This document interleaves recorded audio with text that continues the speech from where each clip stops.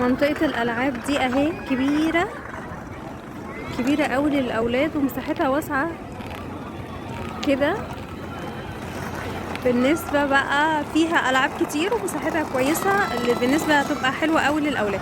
بالنسبة بقى لنشوي فين، الجماعة اللي بيسألوا نشوي فين، في هنا اصلا على الكورنيش يعني في اماكن مخصصة للشوي اصلا من الدولة هنا هي اللي مخصصاها. ولا هو الكورنيش اهو، هو الصورة بعيدة هو الكورنيش مش بعيد يا جماعة، انا بس بعد الصورة عشان اجيب لكم الاماكن كلها تبقى واضحة. تمام، ادي البحر اهو، وادي الاماكن المخصصة للشوي زي ما انتوا شايفين كده.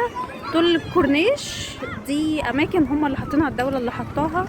مناقد كده اهي المنقد اهو، ده محطوط من الدولة كده، وانتوا اللي بتجيبوا الحاجة بتاعتكم وبتسوا عليها.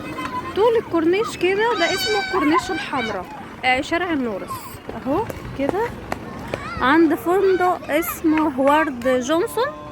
هنا هو بين الشجر بس مش ظاهر اهو. ادي الكورنيش اهو، وطول ما انتوا ماشيين بقى على امتداد الكورنيش كده هتلاقي الاماكن المخصصة للشوي بامتداد الكورنيش كله. بالنسبة للناس اللي بتتغرم بسبب ان هم بيشووا في جزيرة المرجان او هنا او هنا او هنا، فالكورنيش ده بامتداده كله هتلاقي ناس بتشوي كتير، وده المكان المخصص للشوي من الدولة اصلا يعني في كمان اهو في منقد تاني قدام. وفي اوقات الاماكن الشوي المناقد دي متحركة، في ناس بتحطها ناحية الكورنيش كده عند البحر على طول وتشوي هناك. يعني في كمان واحد اهو هناك اهو، ده برضو الناس بتشوي عليه، وجنبه صالة جيم. تقدروا بقى تشووا وتاكلوا وتنبسطوا، بعد كده تعملوا رجيم بقى وتلعبوا في الجيم. ده بالنسبة للناس اللي كانت بتسأل تشوي فين، الدمام من غير ما تتغرب.